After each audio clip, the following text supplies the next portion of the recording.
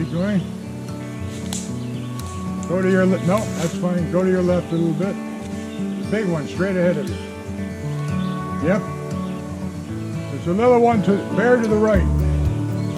There's a little one right there. Yep, that goes.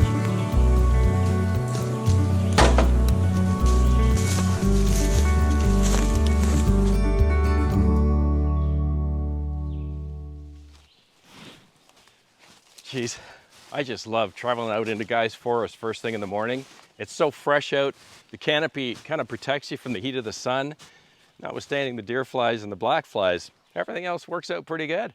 As you can tell, we're back here on the target range again today. It's a beautiful day to be in the forest. We need to do a little bit of re-sighting. Morning, Guy. Hey, what's this contraption? I've seen that before. Well, here we go, playing with the Russians, the Romans again. Oh yeah, you bet. Why are we up here again at good old Yellow Rock, which is now what we're calling this very important spot in the target range? That's our dead center line for center of the range and Yeah. the distances. So our halfway point. So here we can move it back and forth and figure out which trees we want to widen out the trail with. Yeah, you bet. So let me fill you folks in a bit. We did a pretty good job on that first 200 plus meters here. Cleared out pretty nicely. But when you're standing way out at the beginning of the range and you look out to the second part of the range, you can tell that there's a few trees that need to be removed. And this exercise is not to clear cut this forest. It's to remove what we need to remove. Use that wood for the mill or for firewood, but we don't want to remove trees we don't need to remove. However, when you start there, and then you walk out over here, you kind of lose sight of which 2 or 3 or 5 trees it was that you actually wanted to mark and get out of the way. So guys brought the diopter or the makeshift diopter back out, and we're going to line it up again, see if we can mark whatever few trees we absolutely have to remove, and we'll get at it. Hope you folks will stick around with us again today. I think this is part 8. Cheers.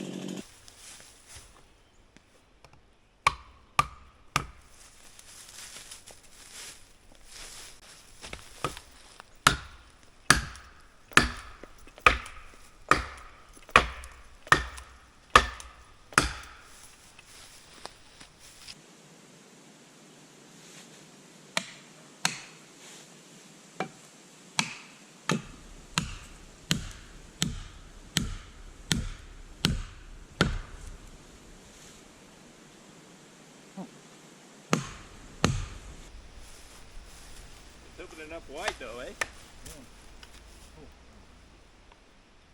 It's still opening, Guy. It's opening. Yeah.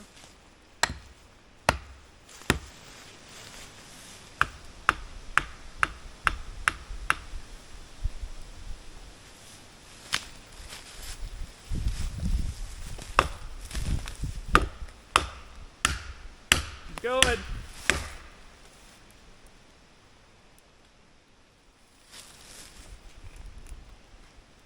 There it goes.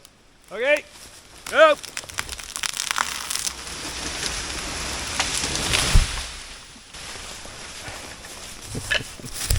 Didn't want to go. Did not want to go. Oh, man. Wow. That's like you said, sometimes they take a while, especially in the wind. And I'm thinking with the wind, we shouldn't be doing any more big trees.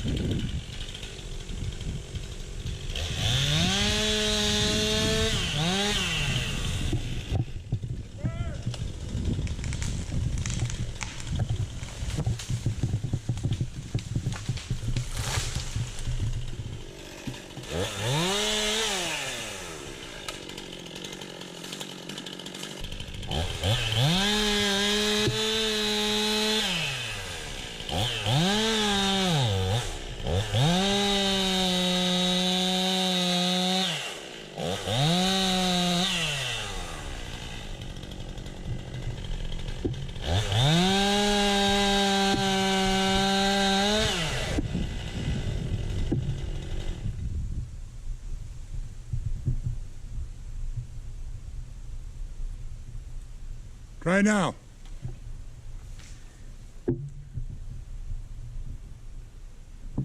Hit her now, there's no wind.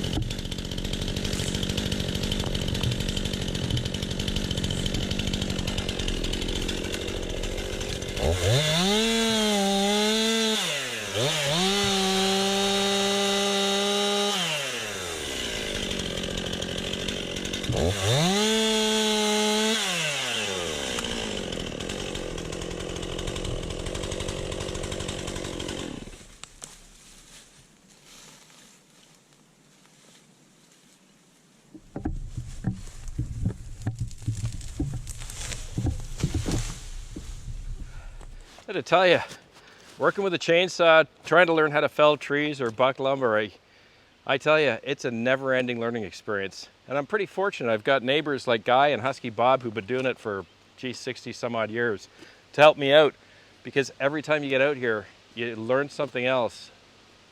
Thankfully, not the hard way. I want to show you a few things I learned this last couple of weeks.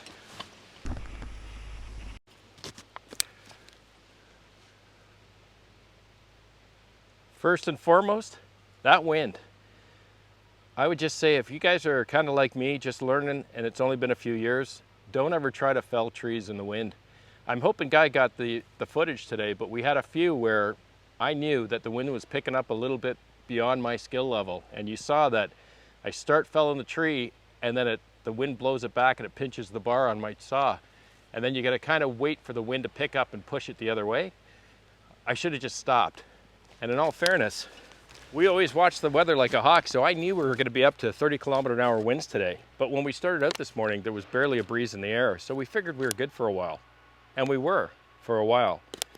But as soon as we saw that canopy swinging, I should have stopped right then. So we're pretty fortunate, got them down. There's still one or two left because I just figured I don't want to push my luck any further. But here's the second big thing I've learned working this target range build over the last couple of months. Take a look down the range. You folks may remember that cherry tree that I pinched the 261 on, tried to cut it, ended up coming down over the saw and it snapped my bar off. I hope the camera does it justice, but we're on the side of a slope here. And all of those things that I've learned so far about trying to read a tree, see where all the limbs are, as Buck and Billy Ray Smith says, he calls it the bones. It's not just the bones when you're on a slope, because you kind of forget that you're not on level ground. So that cherry tree that pinched the bar about a month and a half ago, both Guy and I were 100% sure it was falling that way. I mean, every branch, every limb was on that side, and that tree looked like it was going this way. But we were on a slope, and I never accounted for the slope. And that's why, as you remember, I ended up recutting it, and it fell on its own, the exact opposite way than what we read. Same thing happened today with that first maple.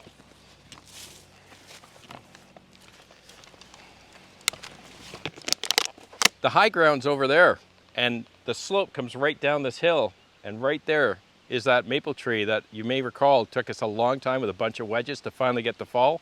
And even when it started to fall, it was forcing itself to the right of where I was trying to drop it. It wanted to go that way, but you could tell with the wind in the canopy and the fact that I was on a slope, even though it was fully weighted to go this way, it wanted to go that way. You never stop learning. So hey, I think that's a wrap for the day. We're gonna call it. Once again, I hope there's a few things that you saw me doing as I'm trying to learn myself that might have hit home for you. Last thing I can give you, and I'm not a safety Sally, I honestly aren't, but when you watch guys like Cotton Top or Guilty Treason or Buck and Billy Ray, they make it look so easy, and it's not. I mean, how many years have I been doing it? I still can't get a straight level or flush notch. I did a little better today, but you're still learning. So I'm thankful I've got guys that I go in the forest with. I'd highly recommend, if you're like me, don't go off felling trees all on your own, especially the big ones. I'm pretty sure they hurt. Thanks for sticking around today. I hope you have a great week with your families. Please be kind with one another. And I'll see you again on the next one. I'm Gord Potter, and you've been watching GP Outdoors. Cheers.